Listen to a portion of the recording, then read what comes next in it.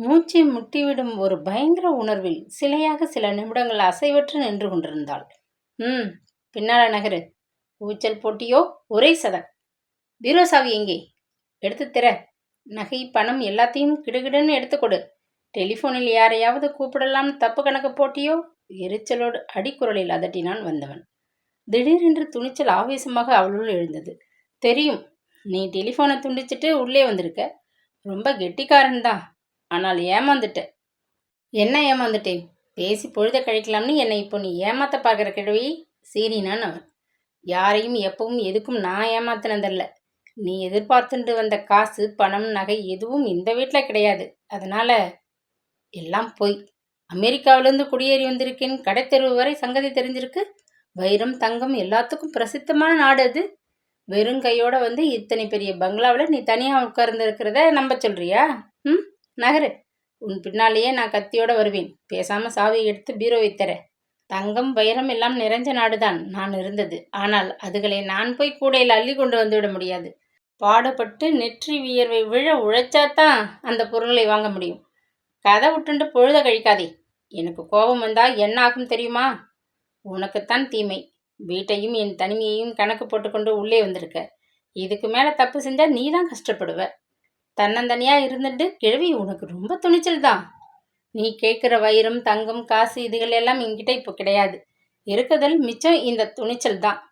என்னை கொண்டுட்டதால உன் பிரச்சனை தெரிந்துடாது.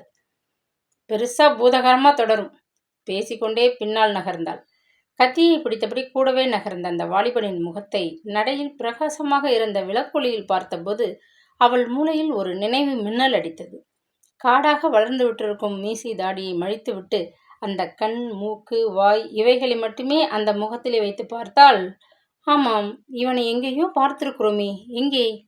விடுவிடு என்று மூளை செயல்பட்டது. நினைவுகள் அடித்தளத்திலிருந்து புரண்டு கிணற்றுக்குள்ளே இருந்து மிதந்து மேலே வருவது போல் நினைவு பளிச்சிட அவள் மனதில் ஒரு படபடப்பு அதிகமாகியது.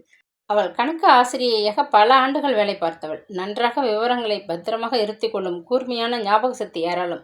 இந்த வயதிலும் அதற்கு குறைவு இருக்கவில்லை. தொடர்ந்து 2 நாட்களுக்கு மேல் நாளேடு ஒன்றில் அந்த முகத்தை அவள் பார்த்திருக்கிறாள். ஆமாம், நன்றாக ஞாபகம் வருகிறது. 2 மாதங்களுக்கு முன்னர் வார முதல் ஞாயிறு வெளிவந்த நாளேடு ஒன்றில் சித்தார்த் என்ற BA பட்டதாரி 23 வயது இளைஞன் இந்த மாதம் 2ஆம் தேதியிலிருந்து காணவில்லை. வீட்டை விட்டு வெளியேறும்போது நீல ஜீன்ஸ் வெள்ளை ஸ்போர்ட் ஷர்ட்டுடன் வெளியேறினவன். மேலே காணும் புகைப்படத்தில் உள்ள வாலிபனை கண்டவர்கள் தயவு செய்து கீழ்கண்ட முகவரிக்கு உடனே தகவல் கொடுக்கவும். தொலைபேசி எண். அடுத்த நாள் அந்த பத்திரிகையில் ஒரு விளம்பரம் வந்திருந்தது. சித்தார்த், மன்னி சதா உன்னை நினைத்து பார்க்கிறாள். இந்த அதிர்ச்சி உன் வயதான தாத்தாவின் உடல்நிலைக்கு ஆகாது என்பது தெரியும். நடந்ததையெல்லாம் மறந்து விடுவோம். விரைவில் வீடு வந்து சேர். அண்ணா. படித்த வாலிபன் இப்படி திருடனாக கொலை செய்யும் துணிந்தவனாக மாறியதன் காரணம்? கிழவி, என்ன முழிக்கிற? நட, சீக்கிரம். சாவியை இடு. பீரோ வைத்திர. மீனமேஷம் பார்த்துண்டு நிற்காதே, போ. அவள் மௌனமாக முன்னேறி நடந்தாள். படுக்கை அறைக்குள் புகுந்து தலையணை அடியிலிருந்து சாவி கொத்தை எடுத்து பீரோவை திறந்தாள். பேராசையில் கண்கள் பளபளக்க அவளது பின்னால் கழுத்தின் மீது மூச்சு விட்டு கொண்டு நின்றான் அவன். சாவியை கழற்றி திறந்து பீரோவின் கதவுகளை அகலமாக்கினான். உள்ளே ஒரு கம்பியில் சில பட்டு சேலைகள், சில நூல் சேலைகள், இன்னொரு தட்டில் சில 10 ரூபாய் நோட்டுகளும் கொஞ்சம் சில்லறையும் காணப்பட்டன. லாக்கரை திற என்றான், ஏமாற்றத்தை தாளாத கோபத்துடன். லாக்கரில் ஒரு சிறு நகைப்பெட்டி இருந்தது. அதை வேகமாக இழுத்து ஆவலுடன் திறந்தவனுக்கு ஏமாற்றம். அதற்குள் மிகவும் பழுதடைந்தது ஒரு கை கடிகாரம் தோள்பட்டை மீது லேசாக பச்சை வண்ணத்திலே பூஞ்சான் காலம் படர்ந்திருந்தது. நகைகள் எல்லாம் எங்கே? எடு. குப்பத்தேட்டில் போட வேண்டிய இந்த ஐதர் காலத்து ஓடாத ஓட்டை கடிகாரத்தை லாக்கரில் வச்சு போட்டணுமா? எங்கே நகைகள்? மிரட்டினான். இந்த கடிகாரம்தான் எனக்கு வைரம் தங்கம் எல்லாத்துக்கும் மேலான பெரிய சொத்து. இது என் கணவர் முதல் வேலைக்கு போய் சம்பளம் வாங்கின போது அதை வாங்கி போட்டுக்கொண்ட கடிகாரம். உழைப்பால் உயர்ந்தார் என் கணவர். அந்த நினைவுக்காக இதை நான் பொக்கிஷமாக பாதுகாக்கிறேன். அதில் என்ன தப்பு? தொலை, அது உன் இஷ்டம். நகைகள் ஏதாவது இருந்தால் சீக்கிரம் மரியாதையாக கொடுத்துடு. உண்மையா என்கிட்ட நகைகள் அதிகம் கிடையாது. கழுத்திலே நான் போட்டு இருக்கிற இந்த லேசான செயின், கையில் போட்டிருக்கிற 2 வளையல்கள், காதில் இருக்கிற முத்துத்தோடு, இதுகளை தவிர என்கிட்ட வேறு நகைகள் கிடையாது. என்ன கதை இது? தங்கம் வைரம் கொழிக்கிற நாட்டில இருந்து வந்துட்டு பஞ்சப்பாட்டு பாடுறியா? எனக்கு நகைகள் மேல மோகம் கிடையாது. நான் எப்பவும் எளிமையாக இருக்க ஆசைப்படுபவள். என் மேல இப்போ உள்ள நகைகளை கழற்றி வைக்கிறேன். இந்த பீரோவில் இருக்கிற கொஞ்சம் பணத்தையும் துணிமணிகளையும் எடுத்து வைக்கிறேன். டிஸ்பிளே கேபினெட்டில் இருக்கிற கண்ணாடி டம்ளர்கள், பீங்கான் ஜாமான்கள், ரேடியோ, டேப் ரிகார்டர் எல்லாத்தையும் வேணுமானாலும் எடுத்துக்கோ. நகைகளுக்கு அவசரமாக அதிக விலையில் விற்றால் ஒரு 4000 ரூபாய் கிடைக்கலாம். மற்ற ஜாமான்கள் உபயோகிக்கப்பட்டவை, அதனால் அதிகம் விலை போகாது. ஒரு 4000 ரூபாய்க்கு கிழவியை கொலை செய்தால் உனக்குத்தான் தீமை. அலப்பையில் அந்த வயதான தம்பதிகளை கொண்ட அந்த 3 வெளிநாட்டு பசங்களுக்கு நேர்ந்த கதிதான் உனக்கும் நேரும். 3 பேருக்கும் ஆயுள் தண்டனை கிடைச்சிருக்கு. படிக்க வந்த பசங்களுக்கு பாதை தவறியதால் என்ன கிடைச்சிருக்கு பாத்தியா? உன்னை பார்த்தா படித்தவனாட்டம் நீ இருக்கு. நீயும் அந்த மாதிரி தப்பு செய்ய போகிறாயா? பசி வந்தா 10ம் போகும் என்று கேள்விப்பட்டிருப்பியே கிழவி. சொல்லிக்கொண்டே கையை நீட்டி அந்த 10 ரூபாய் நோட்டுகளை எடுத்து ஃபேண்ட் பைக்குள் திணித்து கொண்டான். பசி நமக்கு மட்டும் வருதில்லை, மிருகங்களுக்கு கூட வரும். புலி பசித்தும் புல் தின்னாதுன்னு ஒரு பழமொழி இருக்கு, அதை நீ கேள்விப்பட்டிருக்கியோ? கேவலம் ஒரு மிருகத்துக்கு கூட பசி வந்த போதிலும் என்ன ஆகாரம் சாப்பிடணும்னு ஒரு தராதரம் இருக்கு. படித்து பட்டம் பெற்ற வாலிப பசங்க வேலை கிடைக்காம திரியும் போது பசி வந்ததும் சாக்கடையில் கிடக்கிற ஆப்பிளை எடுத்து சாப்பிட்றதையும், கத்தியை காட்டி என்னை போல வயசானவங்களை கொலை செய்ய விரும்புறதையும் என்னால் ஏற்கவே முடியல. போதும் உன் லெக்சர், வாயை மூடு கிழவி. எனக்கு கோபம் வந்தால் சீறினான் அவன்.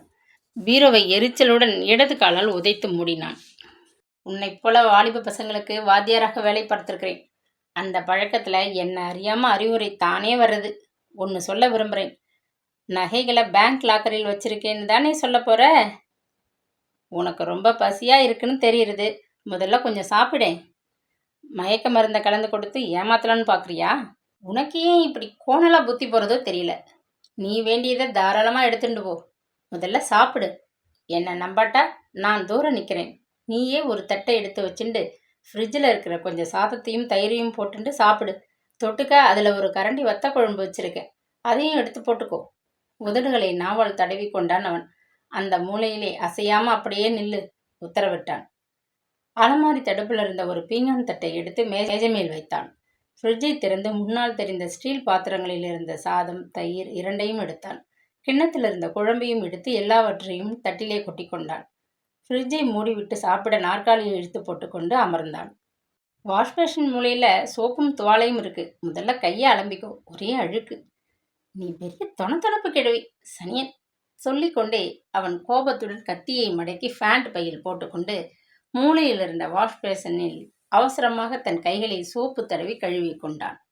கரேல் என்ற சோப்பு நிறையுடன் வெள்ளை பேஷனில் விழுந்த அழுக்கு நீரை பார்த்து சிரித்தாள் சியாமலா. கை கழுவி நாளாச்சு போல இருக்கு கேட்டாள். குளிச்சு கூட ரொம்ப நாளாச்சு. அதுக்கு இப்போ என்ன செய்ய போற? உன் கிளாஸில் படிக்கிற மாணவனானா? உன்கிட்ட பயந்துட்டு குளிக்க போகணுமா? நீ தான் இப்போ சத்தியமாக என்னை பார்த்து பயந்துட்டு சும்மா இருக்கணும். பேசாதே, என் கோபத்தை தூண்டாதே. தயிரையும் சோற்றையும் பிசைந்து வாயில் ஒரு பிடி அள்ளி போட்டு கொண்டான். காரசாரமாக இருந்த வத்தல் குழம்பை ருசித்து சாதத்துடன் விழுங்கும் முன் புறையேறி கொண்டு விட்டது. இந்த மூலையில் உன் உத்தரவு பேரில் அசையலாமா? ஜலம் வச்சுண்டு சாப்பிட நீ மறந்துட்ட. சொல்லிக்கொண்டே அவள் விற்றென்று நடந்து ஃப்ரிட்ஜை திறந்தாள். தண்ணீர் பாட்டிலை எடுத்து மூடியை நகர்த்தி மேஜை மேல் அவன் முன் வைத்தாள். சட்டென்று பாட்டிலை எடுத்து தண்ணீரை கடகடவென்று குடித்தான். தன் தலையை அவள் தட்டுவதை உணர்ந்து திடுக்கிட்டு திரும்பினான். இதெல்லாம் என்ன நாடகம்? என்கிட்ட இருக்கிற கத்தியை பிடுங்கிக்க செய்கிற சூழ்ச்சி. அதட்டியவன் கண்கள் அந்த இரு படங்களை வியப்புடன் பார்த்தான். ஆமாம், இவர்கள் யார்? முதல் நாள் அவள் ஆணி அடித்து அருகருகே சீராக மாட்டியிருந்த புகைப்படங்களை அவன் மீண்டும் வியப்புடன் பார்த்தான். இது என் காலம் சென்ற கணவரது படம். அடுத்ததாக இருக்கிறது என் ஒரே மகனின் படம். 10 வயது பையனா இருந்தபோது வந்த காய்ச்சலில் போயிட்டான். அவன் இப்பொழுது இருந்தா ஏறக்குறைய உன் வயது இருக்கும். ஏன்னா அவன் எனக்கு பிறக்க மாட்டான்னு நான் ஏங்கி தவமிருந்து நாள் கழித்து பிறந்த அருமை பிள்ளை, ஒரே மகன். அதனாலேயும் என்னவோ உன்னை பார்த்ததும் என் தூய மனம் வேதனையும் பட்டது. இப்படி கத்தியும் கையுமா கொலைவெறியோட ஊரான் வீட்டுக்குள்ள திருடனா நுழைஞ்சு நிற்கிறத உன் அம்மா பார்த்தால் மனம் எவ்வளவு வேதனைப்படும். இந்த சென்டிமெண்டல் நான்சென்ஸுகளை சொல்லி என்னை குட்ட குழப்பறியா? கிழவி, நீ பலே கெட்டிக்காரி. வேகமாக தட்டை காலி செய்தான். வேலையை தேடிண்டு பசியை பொறுக்காது நீ இப்படி எத்தனை நாள் அலைஞ்சிருக்கியோ எனக்கு தெரியாது. என்னை இப்போ சத்தியமாக உன் அம்மாவா பாவிச்சுக்கோ. சொல்கிறத கேளு. நீ அந்த படுக்கையில் படுத்துட்டு நிம்மதியாக கொஞ்ச நேரம் தூங்கு. பேஷ், நல்ல யோசனை. நான் தூங்குறச்ச ஓசைப்படாமல் நீ வெளியில் ஓடி போலீஸை கூப்பிட்டு என்னை பிடிச்சு கொடுக்கவா? உனக்கு சந்தேகம் இருந்தால் என்னை கட்டி போட்டுட்டு நீ தூங்கு. இதோ பாரப்பா, என்னை பொறுத்தவரையில் வாழ்க்கையில் எனக்கு பயமில்லை. உன் கையால் அதை அடையணும்னு விதி இருந்தால் ஆகட்டும். ஆனால் யார் பெத்த பிள்ளையோ நீ? படிச்சிருக்க, பார்த்தா புத்திசாலியா தெரியுற. நீ என்னை கொன்னுட்டு கொலை குற்றத்துக்கு தண்டிக்கப்படுறத நான் விரும்பல. நீ எவ்வளவோ காலம் வாழ வேண்டியவன். பிரசங்கம் பண்ற, போதும். உண்மையை சொல்றேன், யோசிச்சு பார். விடிஞ்சா வியாழக்கிழமை, விடியற்காலை வேலைக்காரி பால் பையோடு வந்துடுவா. கொஞ்ச நேரத்துல எனக்கு உதவி செய்கிற பெண் வருவா. 8 மணி அளவுக்கு மாதத்தின் முதல் வியாழன் தோறும் தப்பாம என்னை பார்க்க ஒரு ரிட்டையர்ட் போலீஸ் அதிகாரி வருவார். இது என் வீட்டில் நடக்கும் நித்தியப்படி காரியங்கள். இங்கே நான் செத்து கிடக்கிறத பார்த்து வேலைக்காரி கூக்குரல் போட்டால் வேடிக்கை பார்க்கவாவது ஒரு கூட்டம் சேர்ந்துடும். பின்னால் போலீஸ் குற்றவாளியை பிடிக்க நாயெல்லாம் திமு திமுன்னு வந்துடும். நீ எத்தனை தூரம் ஓடுவ? நீ சொல்றபடி நான் கொஞ்ச நேரம் தூங்கினால் மேற்கொண்டு என்ன செய்யலாம்னு நாம் பேசி தீர்மானிப்போம். போலீஸில் பிடிச்சி கொடுக்க மாட்டியே, உன்னை நம்பலாமா? சத்தியமாக செய்ய மாட்டேன். நீ இந்த திருட்டு தொழிலை விட்டுட்டு நல்லவனாக ஆகணும்னு உன் அம்மாவை போல் நினைக்கிறேன். சரி, சொல்லிக்கொண்டே கை கழுவிவிட்டு படுக்கை அறை பக்கம் நகர்ந்தான். என்ன நொன்றையே, காலில் என்ன கேட்டாள் அவள். உயரத்திலிருந்து உள்ளே குதிச்சதுல லேசா வலது கால் சுளுக்கி கொண்டிருக்கு. இப்பதான் வலி அதிகமா தெரியறது. கணுக்கால் மேல பூசிக்க ஒரு மருந்து தரேன், பூசிக்கோ. வலி குறைய ஒரு மாத்திரை தரேன், சாப்பிட்டுட்டு கொஞ்சம் தூங்கு. நீ ஒரு தாயார்னு சொன்ன, இப்போ டாக்டர் ஆகிட்டியா? ஏளனமாக கேட்டபடி அவள் அலமாரியிலிருந்து எடுத்து வந்த மருந்து பொட்டியை வாங்கி கையில் மருந்தை ஊற்றி அடிப்பட்ட கணுக்காலின் மீது பூசிக்கொண்டான். அவள் கொடுத்த மாத்திரையை தண்ணீருடன் விழுங்கிவிட்டு படுக்கை மீது விழுந்தான். சத்தியம் செஞ்சிருக்க, ஞாபகம் இருக்கட்டும் என்று முனகிவிட்டு உண்ட மயக்கம் ஓடி ஒளிந்ததன் அயற்சி, மருந்தினால் ஏற்பட்ட இதம் எல்லாம் சேர்ந்து அரை மணி பொழுதில் ஒரு குழந்தையைப் போல் உறங்கி போனான்.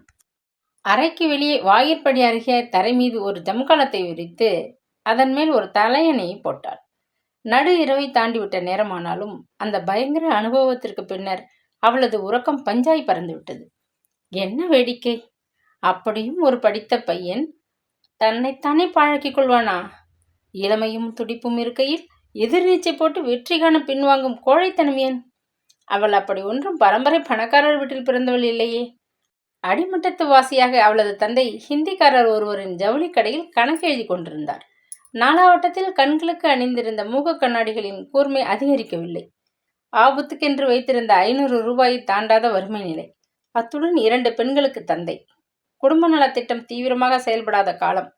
மூத்த மகள் துர்காவுக்கு பின் பிள்ளை பிறக்கும் என்ற நம்பிக்கையில்தான் சியாமலாவை அடுத்த குழந்தையாக அவள் அன்னை சுமந்தாள். அந்த ஆசையில் மண் விழுந்ததும் மனம் முடிந்து விடவில்லை. 5 பெண் பெற்ற அரசன் ஆண்டியாகி விடுவான் என்று பெண் குழந்தைகளை கண்டு கலங்கி போகும் சமுதாயத்தில் 2 பெண்ணுக்கு தந்தையாகி ஏற்கனவே ஆண்டி நிலையில் இருக்கும் அவருக்கு அதிர்ஷ்டம் திடீரென்று பொங்கிவிடப் போவதில்லை. ஆனால் பெண்களை எப்படியாவது முன்னணிக்கு கொண்டு வந்து விட வேண்டும். தீவிரமாக எழுந்த இந்த ஆசையால் அவர் தமது 2 மகளையும் தம் பட்டினி பசியை பாராட்டாது பட்டதாரிகளாக்கிவிட்டார். இருவரும் ஆசிரியர் பயிற்சி மேற்கொண்டு வேலைக்கு அமர்ந்தனர். வீட்டின் பொருளாதார நிலை சற்று நிமிர்ந்தது. பார்க்க நன்றாக இருக்கிறார்கள், வேலை செய்யும் பெண்கள் என்ற தகுதியில் அவர்களுக்கு விரைவில் திருமணம் நடந்தேறியது. பெண்களை பெற்றாலும் கோபிநாதன் கொடுத்து வச்சவன். வரன்கள் வந்து லபக்கென்று கொத்தி கொண்டு போய்விட்டார்களே. அக்கம் பக்கத்தவர் அதிசயித்தனர். திருஷ்டி பட்டு விட்டது போலும். அக்கா துர்கா தலைப்பிரசவத்திற்கு வந்தவள். வயிற்றில் குழந்தையுடன் வலிப்பு வந்து போய்விட்டாள். அந்த அதிர்ச்சி கோபிநாதனுக்கு யமனாக வந்து முடிய அவர் சில மாதங்களில் தன் மகளை தொடர்ந்தார். அம்மா அதற்கு பின் அதிக காலம் வாழவில்லை. துர்காவின் கணவர் மறு விவாகம் செய்து கொண்டு அமெரிக்காவில் வேலை தேடிக்கொண்டு போய்விட்டார். உறவு சங்கிலி அருந்து போனது. மீதி நின்றவர்கள் தூரத்து உறவினர் மட்டும்தான். இந்த நிலையில்தான் அவள் கணவன் சதாசிவத்திற்கு ஆப்பிரிக்காவில் ஆசிரியர் வேலைக்கு அழைப்பு கிடைக்க புறப்பட்டார். கூட சென்ற மனைவிக்கு வேலை கிடைத்தது. 30 ஆண்டுகளுக்கு மேல் மும்முரமாக வேறு நாட்டிலே வேரூன்றி கொண்டு விட்டிருந்தனர். கணவனும் மனைவியும் கை நிறைய சம்பாதித்தனர். சிக்கனமாக சேமித்தனர். பின்னர் பல வசதிகளை பணத்தின் மூலம் தேடிக்கொண்டனர். பிறந்த ஒரே மகனும் சிறு வயதிலேயே மாண்டு விட்டான் என்ற மாபெரும் துயரம்தான் அவர்கள் வாழ்க்கையை சிறிது சூன்யமாக்கியது. மற்றபடி அவர்கள் இருவரும் அன்புடன் மிகவும் நெருக்கமான தம்பதியராக சுகமாகத்தான் வாழ்ந்தனர். சில ஆண்டுகளுக்கு ஒரு முறை தாயகம் வந்து சுற்றுலா சென்று மகிழ்ந்தனர். வாழ்க்கையில் முன்னேற அவர்கள் இருவரும் எப்படி கடுமையாக உழைத்தனர் என்பது அவர்களுக்கல்லவா தெரியும். அநியாயமான முறையில் பொருள் சம்பாதித்த அவர்கள் திடீர் பணக்காரர் ஆகிவிடவில்லை. ஏணிப்படிகள் மீது மெல்ல ஏறி உச்சியை அடைவது போல கடும் உழைப்பினால் படிப்படியாக மேல்நிலைக்கு வந்தவர்கள். அவளிடம் இருந்த ஒவ்வொரு பொருளும் பாடுபட்டு நெற்றி வியர்வை நிலத்தில் சிந்த உழைத்ததன் பயனால் அடைந்தவை. ஆனால் படுக்கை மீது நிம்மதியாக உறங்கும் அந்த சித்தார்த் பணத்தை குறுக்கு வழியில் சம்பாதிக்க முயலுகிறானே. இளைஞனான அவனுக்கு ஏன் இந்த அவசரம், பரபரப்பு, ஆத்திரம்? நியாயமான முறையில் கிடைத்த பொருளை செலவிடும் போது ஏற்படும் நிம்மதியும் சுகமும் அவனுக்கு தெரியுமா? இந்த ஆத்திரம் பிடித்த ஆசை பரம்பரை குணமா, வளர்ந்த சூழ்நிலையின் கோளாறா? விடியும் தருவாயில் அலுப்பு தாழ முடியாது அவள் உறங்கி போனாள். வாயில் அழைப்பு மணி அழுத்தமாக ஒலித்தது. விழிப்பு ஏற்பட்டு திடுக்கிட்டு எழுந்து உட்கார்ந்தாள். அதற்குள் விடிந்து விட்டதே என்ற வியப்பில் ஜம்காலத்தை தலையணையுடன் சுருட்டி உள்ளே வைத்துவிட்டு எழுந்தாள். வேலைக்காரி சின்னம்மாவின் அவசரம். அழைப்பு மணி மீண்டும் ஒலித்தது. அவனும் விழித்து கொண்டு விட்டான். விருக்கென்று படுக்கை மீது எழுந்து உட்கார்ந்தான். கிழவி, எங்கே போற? பையில் இருந்த கத்தியை கையில் எடுத்துக்கொண்டான். உதட்டின் மீது ஆள்காட்டி விரலை வைத்து சியாமலா ஜாடை செய்தாள். இனிமேல் தான் நீ ஜாக்கிரதையாக இருக்கணும். இப்போ வேலைக்காரி சின்னம்மாள் வந்திருக்கா. ஏதாவது நீ தகராறு செய்தால் உனக்குத்தான் ஆபத்து. நான் சொல்கிறபடி சப்தமிடாமல் போர்வையை இழுத்து போர்த்திண்டு படுத்துக்கோ. சின்னம்மாளுக்கு பாம்பு கண். அவ பார்த்துட்டா நான் எப்படியாவது சமாளிக்கணும். கேட்டா என் ஒன்றுவிட்ட தங்கை பிள்ளைன்னு ஊரிலிருந்து வந்திருக்கான்னு சொல்ல போறேன். என்னை கிழவின்னு கூப்பிடுறதை விட்டுட்டு பெரியம்மான்னு கூப்பிட பழகிக்க. உனக்கு நல்லது. படபடவென மெல்லிய குரலில் சொல்லி முடித்தாள். 3வது முறையாக அழைப்பு மணி ஆத்திரத்துடன் ஒலிக்கவே அவள் துரிதப்பட்டாள். வரேன். சமையல் அறையிலிருந்து வரதுக்குள்ள என்ன அவசரம்? அப்பப்பா! இறைந்து கொண்டே கதவை திறந்தாள். என்னம்மா அப்படி தூங்கிட்டீங்க? ஒரு வீடு மட்டுமா எனக்கு இருக்கு? சினிங்கிய சின்னம்மா பால் பொட்டலங்களை மேஜை மீது வைத்துவிட்டு திரும்பினாள். சரி சரி, நீ வாசல்ல போய் முதல்ல வேலையை கவனி. நான் காஃபி போட்டு வைக்கிறேன். சியாமலா அவளை வாளி துடைப்பத்துடன் வாசலுக்கு துரத்தினாள். சின்னம்மாளுக்கு எரிச்சல். அவள் செய்ய வேண்டிய வேலையை பற்றி அவளுக்கு தெரியாதா? தனக்குள்ளே முணுமுணுத்தபடி விரைவில் வாயிலை பெருக்கி நீர் தெளித்து கோலம் போட்டுவிட்டு சூறாவளியாக உள்ளே திரும்பிவிட்டாள். சியாமலா தண்ணீரை கொதிக்க வைத்து காஃபி தூளின் மீது கொட்டி பாலை காய்ச்சி காஃபி கலந்து முதல் நிவேதனமாக சின்னம்மாவை திருப்தி செய்ய டம்ளரில் ஊற்றி எடுத்து வரும் முன் உள் பெருக்கும் துடப்பத்தை எடுத்து வைக்கொண்டு கோபாவேசமாக நகர்ந்த வேலைக்காரி மூடியிருந்த படுக்கையறை கதவை தொட்டாள். திடுக்கிட்டு போனாள். சாக்கு மூட்டை போல யார் இது படுக்கையில்? அம்மா, உங்க படுக்கையில் யார் இது? உறக்கவே கூவிவிட்டாள். படுக்கையில் போர்வைக்குள் சித்தார்த் திகிலுடன் நெளிந்தான். சியாமலா வினாடியில் நிலைமையை சமாளித்தாள். வரும்போதே நீ வேப்பில கட்டி கொண்டு வந்த, சொல்ல முடியல. அதுக்குள்ள வாசலுக்கு போயிட்ட. கொஞ்ச நாளைக்கு முன்னாடி நீ சொன்ன புத்தியை கேட்டு என் ஒன்று விட்ட தங்கிக்கு ஒரு கடிதம் எழுதி போட்டிருந்தேன். துணியா என்னோட கொஞ்ச நாள் தங்கியிருக்க மகனை அனுப்பியிருக்கா. பாவம் குழந்தை. பஸ்ல நடுராத்திரி வந்து இறங்கி ரொம்ப களைத்து போய் தூங்குறான். அவனுக்கு என் படுக்கையை கொடுத்துட்டு நான் அடையில ஜம்மு காலத்தில் படுத்திருந்தேன். படுக்கை அறையை நான் பிறகு பெருக்கிக்கிறேன். மற்ற காரியத்தை கவனி. ரொம்ப நல்ல வேலை செஞ்சீங்கம்மா. மகிழ்ச்சியுடன் முன்னறையை சுத்தப்படுத்தி விரைந்தாள் சின்னம்மா. அடுத்த அரை மணி நேரம் வீடு கிடுகிடுத்தது. பாத்திரங்கள் தேய்க்கப்படும் சப்தம், குழாய் நீர் கொட்டும் ஓசை, பின்னாளில் இருந்த தோய்க்கும் கல்லில் துணிகள் படீர் படீர் என்று அடிக்கும் ஒலி ஒன்றன் பின் ஒன்றாக எழுந்தன. ஆனாலும் வெளியே தலையை காட்ட முடியாத அவஸ்தையில் போர்வுக்குள்ளேயே வியர்வையில் புழுங்கிக் கொண்டிருந்தான் அவன். சிறிது பொழுதில் சின்னம்மாள் ஓங்கி குரல் கொடுத்தாள். வேலையை முடிச்சிட்டேன், நான் வரட்டா? இன்னைக்கு தங்கச்சி மகனை கண்டதும் காஃபி ரொம்ப ஸ்ட்ராங்காகவே போட்டு தந்துட்டீங்க, சிரித்தாள். உனக்கு எடுத்து வச்ச சாப்பாட்ட என் தங்கப்பிள்ளை சாப்பிட்டதால உனக்கு கொஞ்சம் இட்லி எடுத்து வந்து தரவா? சித்த நிக்கிறியா? சியாமலா தயக்கத்துடன் கேட்டாள். இட்லி துண்ண உட்கார்ந்தா மற்ற வீட்டு வேலைகளை என் மருமவளா வந்து செய்வா? போகட்டும். ராத்திரி வேலையில பசியோட வந்த புள்ள தானே சாப்பிட்டுச்சு. என் சோற அது தின்னா பரவாயில்ல. தூங்குதா? இல்லாட்டா புள்ள எப்படி இருக்குன்னு எட்டி பார்ப்பேன். உங்க ஜாடை இருக்கும். எங்கே போகும் அந்த ரத்தம்? விடாதீங்க. அதை கெட்டியா பிடிச்சி இங்கேயே உங்களோடைய வச்சுக்கிட்டு இருங்க. சான் பிள்ளை ஆனாலும் ஆண் பிள்ளைனாலே தனி மவுசாச்சே. தைரியமா இருக்கலாமே. தனது ஆலோசனைகளை அள்ளி வீசிவிட்டு அழுத்தமான காலடி ஓசையை கிளப்பி கொண்டு அவள் கிளம்பினாள். வாயிற்கதவு இழுத்து சாத்தப்படும் ஓசை கேட்டதும் போர்வையை உதறிவிட்டு அவன் எழுந்தான். கத்தியை பிரித்து கையில் வைத்துக்கொண்டு அறையை விட்டு வெளியே வந்தான். மறுபடியும் ஆட்காட்டி விரலை உதட்டின் மீது வைத்து ஜாடை செய்தாள் சியாமலா. பல் தேய்ச்சிட்டு முகத்தை அலமிண்டு வா. முதல்ல கொஞ்சம் காஃபி தரேன். கொஞ்ச நேரத்தில் ஒரு இடி இட்லிக்கு ஏற்றிட்டு மிக விரைவில் சட்னியும் அரைச்சிடுறேன். நீ முதல்ல வயிற்றுக்கு ஏதாவது சாப்பிட்டுட்டு பிறகு மேற்கொண்டு என்ன செய்யலாம்னு சிந்திக்கலாம். உன் தங்க பிள்ளைன்னு என்னை இங்கேயே கேம்ப் பட சொல்றியா? அதுவும் எனக்கு ஒரு விதத்தில் உதவிதான், சிரித்தான். அவன் கையில் கத்தியுடன் குளியல் அறைக்குள் நுழைந்தான். அவசரமாக பல் துளைக்கு முகம் கழுவிக்கொண்டு அவன் வருவதற்குள் அவள் தன் பீரோவை திறந்து கீழ்த்தட்டில் இருந்த துணி அடுக்குகளிடையே தேடினாள். ஞாபகத்திற்கு அவள் தன் கணவரின் உடையான பைஜாமா ஒரு ஜோடியை அவர் கோவிலுக்கு போக உடுத்தும் பட்டுக்கரை வேஷ்டி, துண்டு, பனியன், ஷர்ட் இத்தியாதிகளையும் பத்திரமாக வைத்திருந்தாள். அவருடைய மற்ற உடைகளை அவர் இறந்த பின்னர் அந்நாட்டு முதியோர் இல்லத்திற்கு வழங்கிவிட்டார். பல ஆண்டுகளாகிவிட்ட போதிலும் பத்திரமாக பாதுகாக்கப்பட்ட அந்த வேஷ்டி சட்டையெல்லாம் பளிச்சென்று இருந்தன. தன் அன்பு கணவரின் ஞாபகத்தை உணர்த்த வைத்துக் கொண்டிருந்த அந்த துணிகளை அவளுக்கு பின்னர் யார் மதிக்கப் போகிறார்கள்? ஒரு இளைஞனுக்கு அவசரத்திற்கு உதவட்டுமே, புண்ணியம் உண்டு என எண்ணியபடி அவைகளை எடுத்துக்கொண்டு பீரோவை பூட்டினாள். பல் துளைக்கு விட்டு வெளியே வந்தவனிடம் காஃபி டம்ளரை நீட்டினாள். முதல்ல காஃபி சாப்பிடு, புதுசா ஒரு சோப்பு கட்டியும் ஒரு துண்டும் தரேன், போய் முதல்ல குளிச்சுட்டு இதே அழுக்கு சட்டையை போட்டுக்க சொல்றியா? கிழவி, இதெல்லாம் என்ன ஏற்பாடு? உன்னை சீராக்க நல்ல ஏற்பாடு. தயவு செஞ்சு என்னை கிழவின்னு கூப்பிடாதே. 16 வயசுன்னு கூப்பிடட்டுமா?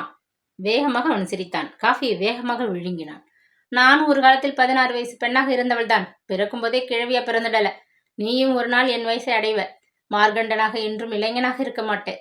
இப்போ தர்க்கம் பண்ணாதே, சொன்னதை செய். பெரியம்மான்னு கூப்பிடு, தேஞ்சு போயிட மாட்டேன். சீக்கிரம் குளிச்சுட்டு சுத்தமா வர வழியை பாரு.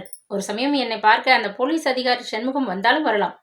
விடிஞ்சு போச்சுன்னு தைரியம், அதனால உன் இஷ்டத்துக்கு என்ன ஆட்டி படைக்கலாம்னு என்னம்மா?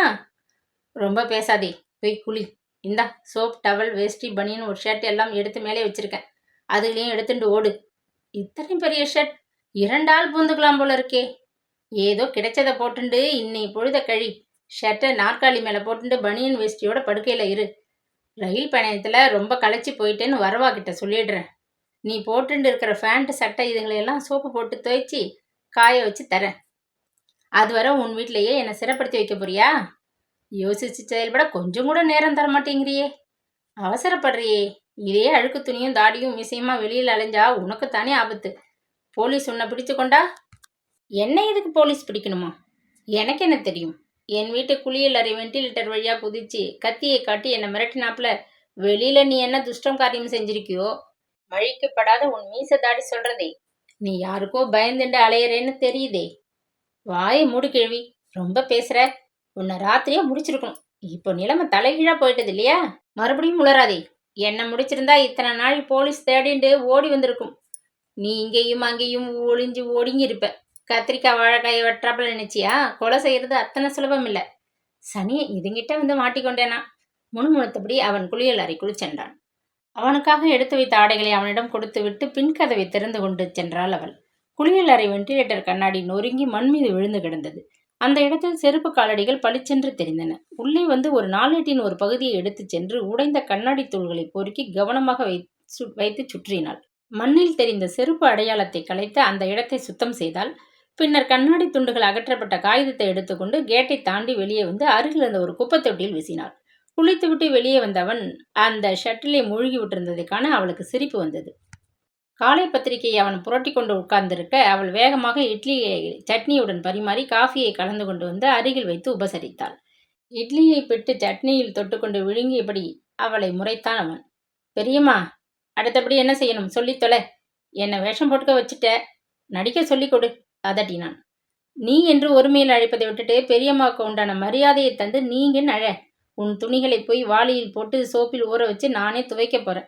அந்த பெண் வந்து இல்லாத கேள்விகளை கேட்க இடம் கொடுக்க கூடாது. எந்த பெண்? எரிச்சலோடு கேட்டான் அவன். வாயில் அழைப்பு மணி கிணுகிணுத்தது. வாசலில் இப்போ வந்து நிற்கிற அந்த பெண். அவள் உன்னை பார்க்கறதுக்கு முந்தைய நீ ஓடி போய் சட்டையை கழட்டி போட்டுவிட்டு பனியன் வேட்டியோடு படுத்துக்கோ, உத்தரவிட்டாள். சனிய வசமா வந்து மாட்டிக்கொண்ட முணுமுணுத்தபடி அவன் உள்ளே விரைந்தான். அழைப்பு மணி மீண்டும் ஒலித்தது. சுஜி, சித்த நெல்லு, இதோ வந்துட்டேன் கூறிக்கொண்டு சோப்பு நீரில் ஈரமாகிவிட்ட கைகளை துண்டில் துடைத்து கொண்டு விரைந்து சென்று கதவை திறந்தாள். அதற்குள் அவன் படுக்கையில் போர்வைக்கு அடியில் சுருண்டு கொண்டிருந்தான். உள்ளே நுழைந்த சுஜரிதாவுக்கு சட்டென்று ஒரு வித்தியாசம் தெரிந்தது. குளித்துவிட்டு வேறு உடித்துக்கொண்டு காஃபி டிஃபன் சாப்பிட அவளுக்காக தினமும் தயாராக காத்திருக்கும் வழக்கமுடைய சியாமலா இன்னமும் குளிக்காது இரவு படுத்துறங்கிய சேலையில் அலுங்கிய கூந்தலும் அழித்து சலித்து சோர்ந்த முகமுமாக காணப்பட்டாள். மாமி, உங்க உடம்புக்கு என்ன? அனுதாபத்துடன் கேட்டபடி சமையல் அறைக்குள் நுழைந்த சுஜரிதாவின் கண்களில் அடுப்பு மேடையை ஒட்டி இருந்த சிங்கில் ஒரு பீங்கான் தட்டும் ஸ்டீல் டம்ளரும் தெரிந்தன. உங்களுக்கு நீங்க பசித்தது போல இருக்கு, சொல்லிக்கொண்டு இட்லி சட்னி பாத்திரங்களை நகர்த்தி வைத்துவிட்டு எச்சில் தட்டை கழுவத் தொடங்கினாள். மறைப்பதில் பயனில்லை. இன்னும் சிறிது பொழுதில் அவளே கண்டுகொள்வாள் என்று உணர்ந்த சியாமளா சட்டென்று சமாளித்தாள். ராத்திரி 12 மணிக்கு மேல் என் ஒன்றுவிட்ட தங்கை பிள்ளை ஊரிலிருந்து வந்தான். அவனுக்கு முதலில் டிஃபன் காஃபி கொடுத்தேன். குளிக்கலாம்னு கிளம்பி கொண்டிருந்தப்போ வந்துட்ட. ஒரு காரியம் செய். நான் வர்றதுக்குள்ள நீ இந்த முட்டைக்கோசை நறுக்கி கறி பண்ணிட்டு குக்கரை ஏற்றி வை என்று வேலை கொடுத்துவிட்டு ஃப்ரிட்ஜை திறந்து காய்கள் கொண்ட பிளாஸ்டிக் பையை தூக்கி வந்து மேடை மீது வைத்தாள். அப்படியா? அவர் எங்கே? வெளியில போயிருக்காரா? விடாப்பிடியாக விசாரித்தாள் சுஜி. பஸ்ஸில் வந்த சிரமம், அதோட அவனுக்கு கொஞ்சம் ஜுரம், படுத்துட்டு இருக்கான். ரொம்ப உறக்க பேசாதே, அவன் தூக்கம் கெட்டும், பாவம் குழந்தை என்று கூறிவிட்டு ஒரு கிழித்த நிலையில் இருந்த படுக்கை அறை கதவை நன்றாக வெளியே இழுத்து சாத்தி கொண்டு குளியல் அறைக்கு விரைந்தாள். சுஜிதா சமையல் வேலையில் ஈடுபட்டிருந்த சமயம் அவசரமாக குளியலை முடித்துக்கொண்டு கொடியில் கிடந்த புடவையை சுற்றி கொண்டு வாலியுடன் பின்பக்கம் சென்றாள். அவனது ஜீன்ஸ் நீரில் ஊறி கனத்து தொலைத்தது. எடுத்து அதை அலசி பிழிவதற்குள் அவளுக்கு மூச்சு முட்டியது. எத்தனை தடவை நீரில் அலசினாலும் அதிலிருந்து கிலோ கணக்கில் அழுக்கு வந்த மயமாக இருப்பதை காண அவள் உடம்பு கூசியது. பேண்ட்டையும் சட்டையும் கைவலிக்க அழுத்தி பிழிந்து உதறி எடுத்து ஓசைப்படாது மாடிக்கு விரைந்தாள். அங்கே திறந்த வழியில் கட்டப்பட்டிருந்த இரும்பு கம்பியில் அவைகளை வெயிலில் காய போட்டுவிட்டு படிக்கதவை தாளிட்டு கொண்டு கீழே வந்தாள். ஏதோ ஒரு திருட்டு காரியத்தை செய்துவிட்டது போல் அவள் நெஞ்சு குற்ற உணர்வில் படப்படுத்தது. இரவு சரியான உறக்கம் இல்லாததாலும் வேண்டாது வந்து தங்கியுள்ள விருந்தாளினால் ஏற்பட்ட திகில், கனமான அவனது துணிகளை தூக்கி துவைத்து பிழித்தெடுத்து ஏற்பட்ட அயற்சி எல்லாம் ஒன்று சேர்ந்து கொள்ளவே அவள் தடுமாறி போய்விட்டாள். சுஜரிதா மேஜையை துடைத்து துணி விரிப்பை போட்டுக்கொண்டு வந்து தட்டுக்களில் பரிமாறிய இட்லியை வழக்கம்போல் உற்சாகத்துடன் சாப்பிட தெம்பில்லாது தோய்ந்து போய் வேண்டா வெறுப்பாக விழுங்கிக் கொண்டிருந்தாள். எந்த நிமிஷமும் அவன் எழுந்து வந்து அவர்கள் இருவரையும் கத்தியை காட்டி மிரட்டலாம் என்கிற அச்சம் அவளுள் இருந்தது. உண்மை. ஆனாலும் அணுகி கேட்கும்படி சாப்பிட உட்காரும் முன் படுக்கை அறை கதவை லேசாக தள்ளி திறந்து வைத்துவிட்டு வேண்டுமென்றே உரத்த குரலில் சுஜரிதா செய்ய வேண்டிய வேலைகளை பற்றி அவனுக்கு கேட்கும்படி சொல்லி கொண்டிருந்தாள். நேற்று ராத்திரி சரியான தூக்கமில்லை, அதனால நீயே இன்னைக்கு சமையல் புறவும் கவனித்துடு. நான் கொஞ்சம் ஓய்வா இருக்க விரும்புகிறேன் கூறிவிட்டு கையை கழுவி கொண்டு சாப்பாட்டு அறை மீது ஒரு கண்ணும் படுக்கை அறை மீது ஒரு கண்ணுமாக ஒரு புத்தகத்துடன் நாற்காலி ஒன்றில் உட்கார்ந்து கொண்டாள். சமையல் அறையிலிருந்து பாத்திரங்களின் ஓசையும் இடையே சன்னமாக எழுந்த இனிய குரலும் அவனது ஆவலை கிளப்பின. மெல்ல எழுந்து வந்து கதவை திறந்து கொண்டு வந்திருப்பவளை பற்றி கணிப்பு செய்ய விரும்பினான். போர்வையை நீக்கிவிட்டு அவன் எழுந்திருக்க முயன்றபோது வாயிற்புறத்தில் கேட் அருகே ஒரு மோட்டார் சைக்கிள் படபடத்து கொண்டு நிற்கும் ஓசை கேட்டது. அவள் சொல்லியிருந்தாள். அவளது பாதுகாப்பில் கவனம் மிகவும் உள்ள நண்பரான ஒரு ரிட்டையர்ட் போலீஸ் அதிகாரி அன்று காலை வழக்கம் போல அவர் வீட்டுக்கு வருவதாக எச்சரித்திருந்தாள். வெளியே இப்பொழுது தலையை நீட்டினால் அவனுக்குத்தானே ஆபத்து என்ற அச்சத்திலே பற்களை கடித்து கொண்டு மெல்ல விரலால் அந்த அறையின் கனமான ஜன்னல் திரையை சிறிது விலக்கிவிட்டு வெளியே எட்டி பார்த்தான். வாட்ட சாட்டமான ஒரு மனிதன் மோட்டார் சைக்கிளை உள்ளே தள்ளி கொண்டு வந்து நிறுத்திவிட்டு வராந்தாவை நோக்கி நடப்பதை கண்டான். பட்டையாக வெளுத்துவிட்ட முன்பக்கத்து முடியும் நரை ஓடிய பிரஷ் மிசையும் கனமான ஃப்ரேமில் மூக்கு கண்ணாடி வழியாக நடந்து வந்து கொண்டிருந்தார். வேலையிலிருந்து ஓய்வடைந்த மனிதர்தான் என்று வயது சொல்லியிருந்தாலும் அப்பப்பா அவரது நடையில் தெரிந்த போலீஸ் தோரணை அவனை நடுநடுங்க செய்துவிட்டது. அம்மா சௌகியந்தானே? இடி முழக்கமாக ஒலித்த குரலை கேட்டு அவன் பூனையாக போர்வைக்குள் பதுங்கிக் கொண்டான். வாங்கோ! வேண்டுமென்றே சியாமளா உரத்த குரலில் அவரை உபசரித்து உள்ளே அழைத்ததை கேட்டு அவன் நெஞ்சு பதறியது. வியர்வை ஆறாக கொப்பளிக்க போர்வைக்குள் வெந்து போனான். சுஜி, போலீசார் வந்திருக்கார், சூடா ஓவல்டீன் கலக்கி எடுத்துட்டு வா உத்தரவிட்டுவிட்டு அவரை முன் அறையில் அமர்த்தினாள். சண்முகம் உட்கார்ந்தபடியே கண்களை சுற்றி ஓடவிட்டார். உங்க உடம்புக்கு என்ன, எப்படியோ இருக்கீங்களே சட்டென்று கேட்டுவிட்டார். சுஜி கொண்டு வந்த ஓவல் பானத்தை கையில் எடுத்துக்கொண்டார். உடம்புக்கு ஏதாவதுன்னா உடனடியா சொல்லுங்க, நம்ம குடும்ப டாக்டரை உடனே கூப்பிட்டு சொல்றேன். தனியா இருக்கிறதுனால சிறு காய்ச்சலை கூட நீங்க அசட்டியா பண்ணக்கூடாது கூறிக்கொண்டே அவர் டெலிஃபோனில் நெருங்கினார். சியாமலாள் சட்டென்று குறுக்கிட்டாள். நீங்க இங்கே வந்தது ரொம்ப நல்லதா போச்சு. 2 நாளா டெலிஃபோன் சரியாக இல்லைன்னு கவலைப்பட்டு கொண்டிருந்தேன். இன்னைக்கு காத்தால வெளியே போய் கவனிச்சப்போ வெளியிலிருந்து வீட்டுக்குள் வர்ற கம்பி குளியல் அறை வெண்டிலேட்டர் கண்ணாடி உடைஞ்சிருந்ததை இத்தனை நாளும் கவனிக்காது இருந்திருக்கிறேன். இந்த மாதிரியான சமயத்தில் இதையெல்லாம் பழுது பார்க்காது விட்டால் எனக்குத்தானே ஆபத்து. ஓவலை ஒரே வாயில் குடித்துவிட்டு சண்முகம் விருட்டென்று எழுந்து கொண்டு வீட்டைச் சுற்றி பார்வையிட கிளம்பிவிட்டார். மாடி பக்கம் அவர் போகாமல் இருக்க வேண்டுமே என்று சியாமலா கவலைப்பட்டாள். ஜன்னல் அருகே அவரது கனமான செருப்பு சத்தம் கேட்டதும் அவன் போர்வைக்குள் பயத்தில் திணறி போனான். மெல்ல மெல்ல பேச்சை கொடுத்த அந்த கிழவி ஒரு சமயம் அவனை அந்த ஓய்வு பெற்ற அதிகாரி கையில் ஒப்படைத்து விடுவாளோ? உடம்பு பிடியாக சுருங்கிவிட்ட உணர்வில் அவன் துவண்டு கொண்டிருந்தான். மறுபடியும் முன்னறையில் அவர்களது பேச்சு குரல் கேட்டது. இது எதேச்சியா உடைந்த கண்ணாடி போல தோணலையே. யாரோ வீட்டுக்குள்ள நுழைய முயன்றிருக்காங்க. அருகில் இருந்த மழை குழாயை கவனிச்சிங்களா? வெள்ளை விளையரென்று சாயம் பூசப்பட்ட குழாய் மீது இங்கும் அங்கும் மண் திட்டு திட்டாக தெரிகிறது. டெலிஃபோன் கம்பிகளை யாரோ துண்டித்தாற் போலதான் தோன்றுகிறது. நீங்க இனி ரொம்ப ஜாக்கிரதையாக இருக்கணும். எதுக்கும் டெலிஃபோன்காரங்களுக்கு தெரிவித்து உடனடியாக டெலிஃபோனை சரி செய்ய ஏற்பாடு செய்கிறேன் எனக்கு தெரிந்த ஒரு கட்டட வேலைக்காரரிடம் பேசி இன்னைக்கே வெண்டிலேட்டருக்கு புது கண்ணாடி போட்டு அத்தோடு கனமான இரும்பு தடுப்பை உள்பக்கம் வச்சு அடிக்க சொல்றேன். முதல் விவகாரமாக நான் இன்னைக்கே இந்த வேலையை கவனிக்கப் போறேன் கூறிவிட்டு சிறிது நேரம் பேசிக் கொண்டிருந்து பின்னர் புறப்பட்டார். அதற்கு பின்னர் கொஞ்ச நேரத்தில் டெலிஃபோன் ஆட்கள் வந்துவிட்டனர். பேசுவதும் மணியடிப்பதுமாக வேலை நடந்தது. அவனால் வெளியே தலைகாட்ட முடியவில்லை. அதற்கு பின் வந்த கட்டட வேலையால் உதவியாளுடன் கத்தி பேசியபடி காரியங்களை கவனித்தார். கண்ணாடியை பதித்துவிட்டு சாப்பாட்டுக்கு பின் கம்பி தடுப்புடன் வருவதாக கூறிவிட்டு போனார். சுஜி அதற்குள் சமையலை முடித்து விட்டிருந்தாள். ஒரு தட்டில் சோற்றை போட்டு குழம்பு ரசம் இத்தியாதிகளை கிண்ணங்களில் வைத்து எடுத்துக்கொண்டு சியாமளா அறைக்குள் வந்தாள். போர்வையை வழித்தெறிந்துவிட்டு கோபத்துடன் நிமிர்ந்து உட்கார்ந்தான் அவன். என்னை இங்கேயே சிறப்படுத்தி வச்சு கொன்று விட நினைப்போ? இப்ப கூட என்னால் உன்னை திருத்து கட்டிட முடியும் சீறினான் மெல்லிய குரலில். இதுவரை நடந்த அத்தனையும் கேட்டுக்கொண்டு அறைக்குள்ளேயே அடைந்து கிடக்க நேர்ந்ததில் ஆத்திரம் அவனுக்கு. அசடு போல பேசாதே. தங்கப்பையன் வந்திருக்கான்னு நான் வேலைக்காரியிடமும் வேலைக்கு உதவும் அந்த பெண்ணிடமும் சொன்னேன். சண்முகம் சார்கிட்ட சொல்லலை. ஏன்னா அவர் சட்டுன்னு நம்பி ஏமாந்து விட மாட்டார். தமது ஊகத்தால் உன்னை யாருன்னு தெரிந்து கொண்டு ஆவணம் செய்ய ஆரம்பித்திருப்பார். உன்னை இப்போ நான் ஒரு ஆபத்திலிருந்து காப்பாத்தியிருக்கேன், ஞாபகம் இருக்கட்டும். உனக்கு ஜுரம், அந்த பொண்ணுகிட்ட சொல்லியிருக்கேன். சத்தம் போடாம இதை சாப்பிட்டுட்டு உள்ளே இருக்கும் வாஷ் மிஷின்ல கையை அலமிண்டு சமத்தா படுத்துக்கோ. இந்த ஓய்வு ஓரளவுக்கு உனக்கு மிகவும் தேவை. சோத்தை போட்டு துரத்தி அடிக்க முடிவா? அப்படி முடிவு செய்தால் சோற்றை ஏன் செலவழிக்கணும்? சண்முகம் சார்கிட்ட பிடிச்சு கொடுத்துட்டு நிம்மதியா இருக்கலாமே. முதல்ல சொன்னதையே திருப்பி சொல்ற. நீ ஒரு நல்ல பையனாக மாறணும்னு தான் நான் ஆசைப்படுற. உன் ஆசையில் மண் விழ. பற்களை கடித்தபடி அவன் தட்டில் இருந்த சாப்பாட்டை பசி ஆசையுடன் உற்று பார்த்தான். தட்டை அருகில் இழுத்து கொண்டான். அதுதானே ஆகிறதில்ல. போய் முதல்ல கையை அலமிண்டு வா. ரொம்ப கெட்ட பழக்கமெல்லாம் கத்துண்டு இருக்க. சாப்பிடு. படுக்க மேல சாதத்தை குழந்தையாட்டம் இறைக்காது.